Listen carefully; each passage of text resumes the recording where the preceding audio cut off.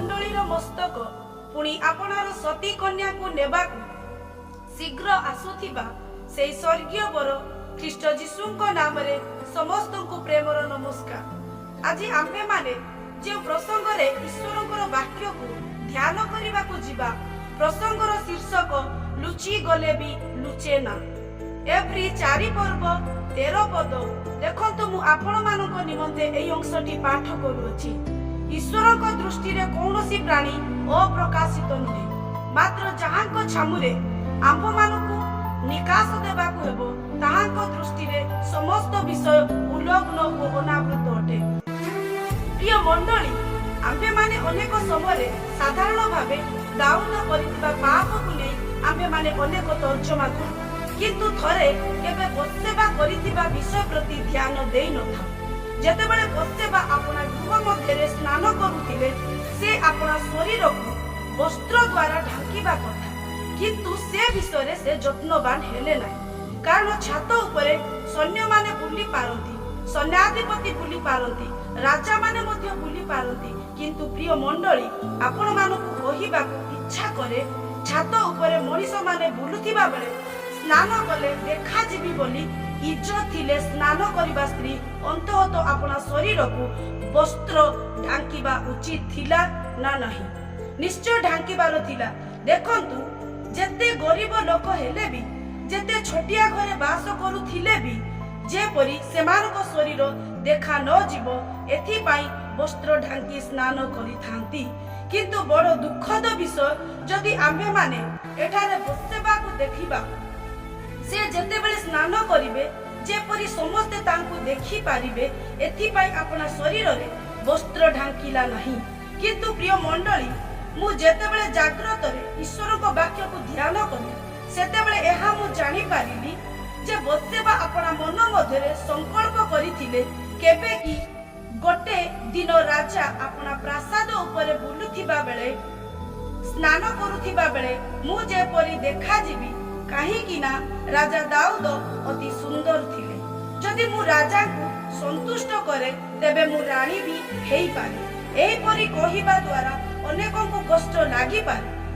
प्रथमतः ता शरीर देखा गला परी बसेबा स्नान करिबाटा भूल बोली कहिबा ना हो बोली कहिबा।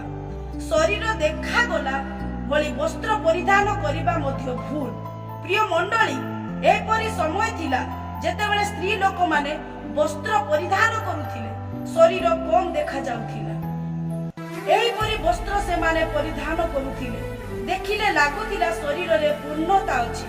लोकमान को दृष्टि रे केते भलो घरुणी ओ केते भलो स्त्री बोली जणा पडुथिला। किंतु दिन बदलिला, एबे जेते कम वस्त्र धारण कले सेते अधिक गौरव अनुभव हुए। किंतु दुखद विषय केते दुर्भाग्य स्थिति को आज जगत पहुंचिला। सेई जगत रे आंभ मानकु प्रवेश करिबा आवश्यक नाही। प्रिय ईश्वरक लोक माने वस्त्र धारण रे जाग्रत। तुम शरीर देखा गला बली अन्य को प्रलोभित करिला बली ख्रीस्टीय भौणी माने तुमे वस्त्र धारण करिबा आवश्यक नाही।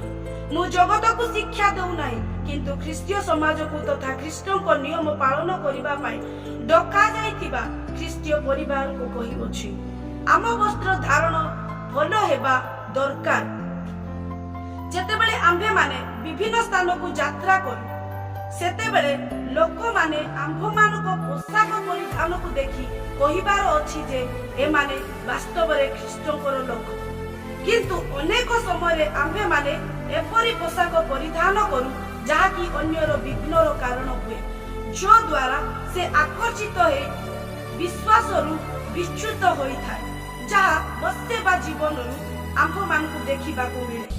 से चाहिथिले अपना शरीर को ढांकी की स्नान करि पारि थांते, किंतु से ताहा कले नाही, जो द्वारा राजा दाऊद चक्षुर अभिलाष रे पड़ी गले। एवं दाऊद अपना दास मानकु सेही चक्षुर अभिलाष को सार्थक करिबा पाई बसेबा निकट को वार्ता पठेइले। से माने ताहांक निकट को जाई दाऊद कहिथिबा वार्ता को जणे ताहांक निकट को आसीबा पाई कहिले। प्रिय ईश्वरक लोक माने जणे राजा पर स्त्री को काहीकि आस बोली कहिबो, ଜଣେ ରାଜା ଘରେ ସ୍ୱାମୀ ନଥିବା ସ୍ଥଳେ ଆସେ ବୋଲି କାହିଁକି କହିବ? ତାହା ବିବେଚନା ନ କରିବା ସ୍ତ୍ରୀ କି ବସେବା? ରାଜା ଆସ ବୋଲି କହିଲା ବେଳେ ଘରେ ସ୍ୱାମୀ ନଥିବା ବେଳେ ବସେବା କଣ କହିବାକୁ ହେବ? ଦାଉଦଙ୍କୁ କୁହ କଣ ବୋଲି? ମୋର ସ୍ୱାମୀ ଦୂର ଅଞ୍ଚଳକୁ ଯାଇଅଛି, ମୋ ଘରେ ସ୍ୱାମୀ ନଥିବା ବେଳେ ମୁଁ ବାହାରେ ବୁଲିବା ଗୃହିଣୀ ନୁହେଁ। ଏହିପରି ସେ ରାଜା ଦାଉଦଙ୍କୁ କହିବାର ଥିଲା, କିନ୍ତୁ ସେହିପରି ନ କହି ତାହାଙ୍କ ସହିତ କୁତ୍ସିତ କର୍ମ କଲେ। ଆଜି ଯଦି ଖ୍ରୀଷ୍ଟୀୟ ସମାଜକୁ ଦେଖାଯାଏ, ଏପରି ଅନେକ ଭାଇ ଭଉଣୀ ମାନେ ଅଛନ୍ତି, ସ୍ୱାମୀ ଦୂର ଦେଶକୁ ଯାଇଅଛନ୍ତି ବୋଲି ଚିନ୍ତା କରି ଅନ୍ୟ ସହିତ ଏପରି କୁତ୍ସିତ କର୍ମ କରନ୍ତି। ଠିକ୍ ସେହିପରି ସ୍ୱାମୀ ମାନେ ମଧ୍ୟ ସ୍ତ୍ରୀ ପାଖରେ ନାହିଁ ବୋଲି ଅନ୍ୟ ସ୍ତ୍ରୀ ସହିତ କୁତ୍ସିତ କର୍ମ କରନ୍ତି। କିନ୍ତୁ ବାଇବଲର ପରମେଶ୍ୱର କହନ୍ତି, ଯାହା ଆପଣ ମାନେ ପାଇବେ। ଜିରିମିୟ 23:24 ପଦ। ସଦାପ୍ରଭୁ କହନ୍ତି, ଆମ୍ଭେ ଯେଉଁ ସ୍ଥାନରେ ଦେଖି ନ ପାରିବୁ, ଏପରି ଗୁପ୍ତ ସ୍ଥାନରେ କି କେହି ଆପଣଙ୍କୁ ଲୁଚେଇ ପାରେ? ଆମ୍ଭେ ମାନେ ଚିନ୍ତା କରୁ ଯେ ଯାହା ବି ଗୁପ୍ତରେ ପାପ କରୁଅଛୁ ତାହା କେହି ଦେଖନ୍ତି ନାହିଁ। ସତ କଥା, କିନ୍ତୁ ସ୍ୱର୍ଗର ପରମେଶ୍ୱର ତାହା କଣ ଦେଖନ୍ତି ନାହିଁ। ତେଣୁ କରି ତ ଯେଉଁ ପ୍ରସଙ୍ଗରେ ଆମ୍ଭେ ମାନେ ଆଲୋଚନା କରୁଅଛୁ, ପ୍ରସଙ୍ଗର ଶୀର୍ଷକ ଲୁଚି ଗଲେ ବି ଲୁଚେ ନା। ଦାଉଦ ବସେବା ସହିତ କରିଥିବା ଗୁପ୍ତ ପାପକୁ କେହି ଦେଖି ନାହାନ୍ତି, ଏହା ଚିନ୍ତା କରି ସେ ନିର୍ଭୟରେ ଜୀବନ ନିର୍ବାହ କରୁଥିଲେ। ସେ କେବେ ବି ବସେବା ସହିତ କରୁଥିବା ଗୁପ୍ତ ପାପ ନିମନ୍ତେ ଅନୁତାପ କରିନଥିଲେ। କେବଳ ଏତିକି ନୁହେଁ, ପ୍ରିୟ ଈଶ୍ୱରଙ୍କ ଲୋକମାନେ, ସେ କରିଥିବା ଆପଣା ଗୁପ୍ତ ପାପକୁ ଢାଙ୍କିବାକୁ ଯାଇ ବସେବାଙ୍କ ସ୍ୱାମୀ, ଯେ କି ପ୍ରତାରଣ କଣ ଜାଣିନାହିଁ, ଛଳନା ବି ଜାଣିନାହିଁ, ଏପରି ଜଣେ ବିଶ୍ୱସ୍ତ ସ୍ୱାମୀ ତଥା ଆପଣାର ବିଶ୍ୱସ୍ତ ସୈନ୍ୟଙ୍କୁ ପ୍ରତାରଣା କରି ହତ୍ୟା କରିଦେଲେ। ଏପରି ଲୋକମାନେ କଣ ଆଜି ଆମ୍ଭମାନଙ୍କ ମଧ୍ୟରେ ନାହାନ୍ତି? ପାପିଷ୍ଟ କାର୍ଯ୍ୟ କରି, ତୁଚ୍ଛମୟ କାର୍ଯ୍ୟ କରି କିଏ ଦେଖୁନାହାନ୍ତି, ଏପରି ଭାବି ଅତି ଟାଉଟରି ହୋଇ ବଞ୍ଚନ୍ତି। ଯଦି ଆପଣମାନେ ଈଶ୍ୱରଙ୍କର ବାକ୍ୟକୁ ଦେଖିବେ, ରୋମିଓ ପୁସ୍ତକ 3:18 ପଦରେ ଏପରି ଲେଖା ଅଛି, ଈଶ୍ୱରଙ୍କର ଭୟ ସେମାନଙ୍କ ଆଖି ଆଗରେ ନଥିଲା। ସେମାନେ ଯାହା ବି ଈଶ୍ୱରଙ୍କ ବିରୋଧରେ ଗୁପ୍ତ ପାପ କରୁଅଛନ୍ତି, ପରମେଶ୍ୱର ତହିଁର ଶାସ୍ତି ସେମାନଙ୍କୁ ଦେବେ ନାହିଁ, ଏପରି ଭାବନ୍ତି। କିନ୍ତୁ ପାପର ଦରମା ତ ଅଛି, ବ୍ୟସ୍ତ ହୁଅନ୍ତି ନାହିଁ। ଉଚିତ ସମୟରେ ସ୍ୱର୍ଗର ପରମେଶ୍ୱର ସେମାନଙ୍କୁ ସେହି ଗୁପ୍ତ ପାପର ଦରମା ଦେବେ। ପ୍ରିୟ ଈଶ୍ୱରଙ୍କ ଲୋକମାନେ, ସ୍ୱର୍ଗର ପରମେଶ୍ୱର ଯେତେବେଳେ ଭାବବାଦୀ ନାଥନକୁ ରାଜା ଦାଉଦଙ୍କ ନିକଟକୁ ପଠେଇଲେ, ସେ ଯାଇ ଦାଉଦଙ୍କୁ କରିଥିବା ଗୁପ୍ତ ପାପ ବିଷୟରେ ତାହାଙ୍କୁ ଜଣେଇଲେ। ତହିଁରେ ଦାଉଦ କରିଥିବା ଆପଣା କୃତ ଗୁପ୍ତ ପାପ ନିମନ୍ତେ ଈଶ୍ୱରଙ୍କ ନିକଟରେ ଅନୁତାପ କଲେ। ସ୍ୱର୍ଗର ପରମେଶ୍ୱର ଦାଉଦଙ୍କୁ କ୍ଷମା କଲେ, କିନ୍ତୁ କରାଯାଇଥିବା କୃତ ଗୁପ୍ତ ପାପକୁ କ୍ଷମା କଲେ ନାହିଁ। ତେଣୁ କରି ଆଜି ଆମ୍ଭମାନଙ୍କ ଜୀବନ ମଧ୍ୟରେ ଯେଉଁ ଗୁପ୍ତ ପାପ ଗୁଡ଼ିକ ରହିଅଛି, ତାହା ପରିତ୍ୟାଗ କରି ଅନୁତାପ କରି ତାହାଙ୍କ କତିକୁ ଯେତେବେଳେ ଆମେ ଫେରିବା, ତହିଁରେ ସ୍ୱର୍ଗର ପରମେଶ୍ୱର ଯେପରି ଦାଉଦଙ୍କୁ କ୍ଷମା କଲେ, ସେ ମଧ୍ୟ ଆମ୍ଭମାନଙ୍କୁ କ୍ଷମା କରିବେ।